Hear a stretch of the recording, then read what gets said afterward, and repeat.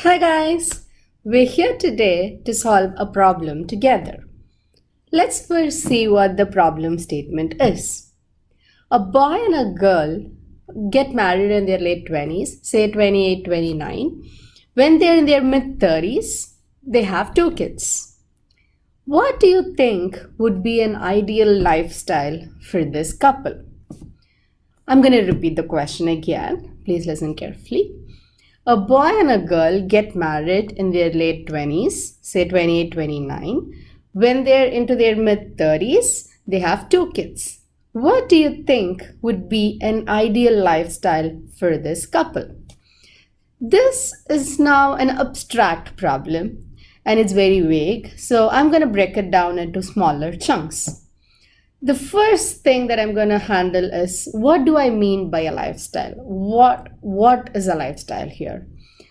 To each person, a good lifestyle might mean different things. For each person, it differs. For me personally, good lifestyle is a good lifestyle means physical wellness, mental wellness, and most importantly, financial wellness. So for me, a good living style would include having sufficient amount of money. I'm not talking about surplus here. I'm not talking about being filthy rich, but I'm talking about having sufficient amount of money. Second thing is having a good health. And third is having peace of mind. So for me, a good living style would include all of these. Now that we defined what a good lifestyle is, let's target how do we get there? How do we achieve the financial, physical, and mental wellness that we just spoke about? For this situation, let's assume both the boy and the girl are interested working. With this assumption, what do you think would be rational to do? That is, like, let's say, assuming that both the boy and the girl are interested working, would it make sense for the family to have a two-person income or a one-person income? Which do you think would be better? Do you think having more money is better or having less money is better? I think the answer is pretty obvious here. We all would choose to have more money. And to have more money, it makes sense for both the parties, for both the boy and the girl, to go to work.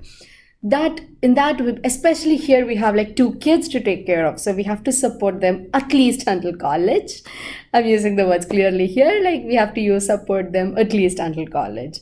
We don't know what's going to happen after that, but even to support them until college, we need more money. And when we need more money, it makes sense for both the husband and the wife to go to work. Let's assume the boy and the girl choose to do the rational thing here, and they both opt in to go to work. Now, since both the husband and the wife are working, this raises a $1,000,000 question. Who should do the household chores? Who should do the cooking and cleaning in the house? Who should take care of the kids? Who should pick up and drop the kids from school? How do we split these work? How are we gonna do this in such a way that neither party gets overburdened? Let's analyze the situation a little deeper to see what would practically work and what is the reality as well. Let's say the husband generously offers to single-handedly take care of the household chores and to take care of the kids as well. Let's see how this will turn out to be.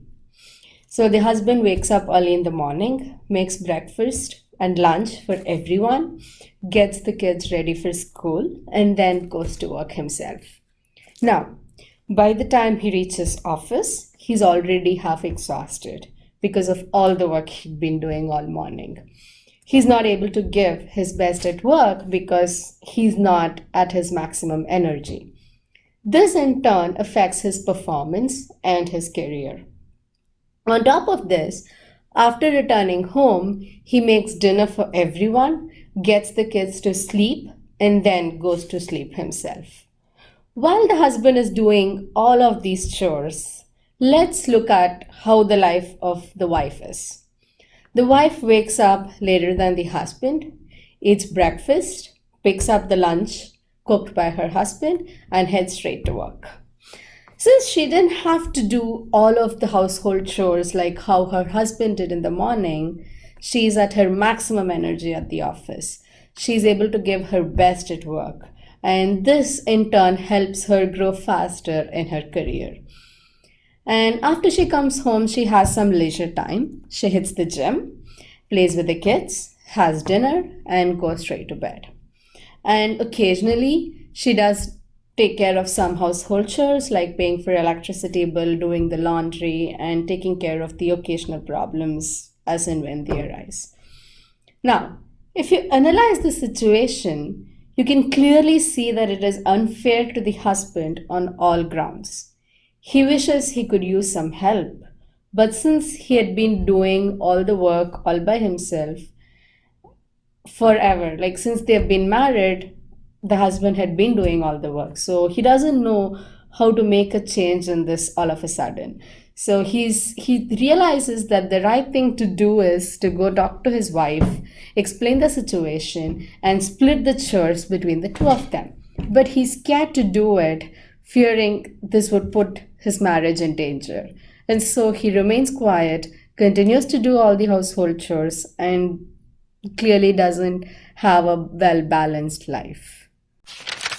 Now that we saw how completely unfair it is for one person to take care of the household chores and to take care of the kids, how do we optimize it? We have to think about how to make the situation better. Clearly, one person working to take care of the household and kids is unfair. So, how do we make this better?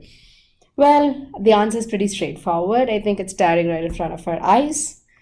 The optimal solution would be to split the household chores equally between the husband and the wife. That would be the most ideal thing to do. That way, no one party is overburdened by the work. So when the work is split equally, I think it gives a balanced lifestyle for both the husband and the wife, and no one person has to suffer a lot. So I think the answer is pretty straightforward there. Even though the answer is pretty straightforward, I don't think most people get it because this is rarely implemented. And for anyone who's been watching this video for this long, would have obviously gotten where I'm going.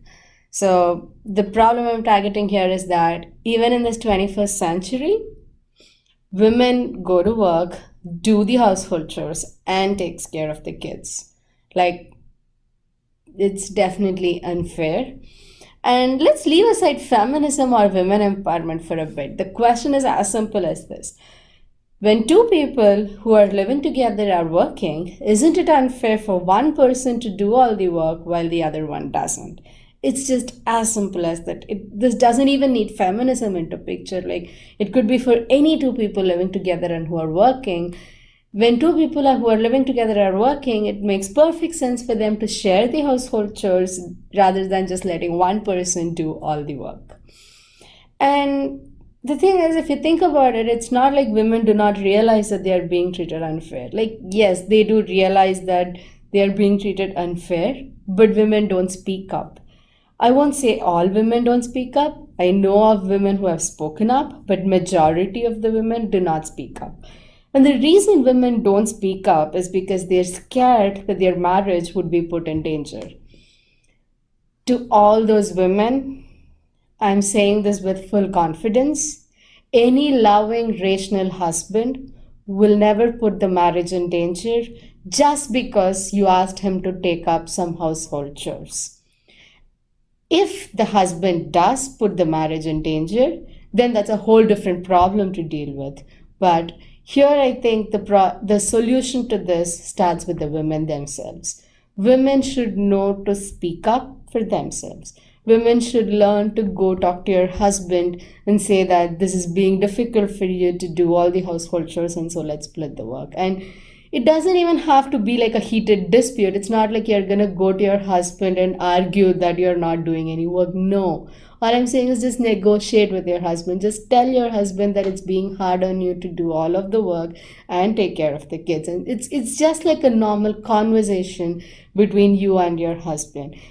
it's the logic, or rather the solution here, is as simple as asking for it.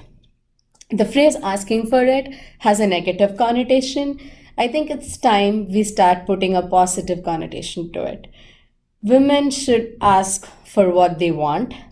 So women should learn to ask for help with household chores. Like, that's the solution is pretty clear here, but the initiation should start from women. I'm not blaming just the women for the existence of this problem. I know that there's patriarchy in our system, but I think even to break the patriarchy, women should step forward. The first step should come from women. And I request this to all men. Please encourage women. Please encourage your wives who are coming forward. Like, women need men's help to even progress forward. Like, and men need women's help to progress forward as well. Like, we are all living in a world where we are dependent on each other. So I think like women should step forward and men should encourage such women. So, but again, the first step comes from the women here. So please, women, girls, please step up for what you want, stand up for what you believe in. And yes, you are going to have a lot of problems when you stand up for yourself. Yes, the whole world might look at as if something's terribly wrong with you, but please don't mind all that. Do what you feel is right for you. Learn to stand up for yourself and ask for what you want. That's most important. That's the first step of feminism or women empowerment. I'm not saying that women stepping ahead is the solution to the patriarchy. No, but what I'm saying is the first step towards gender equality, the first step towards empowerment starts with women themselves. So I request every woman to contribute, to step forward and take control of your life. Like, whether you're married or not, your life is still in your control and you can do something about it. So please step forward, take control of your life and ask for help. Ask for it.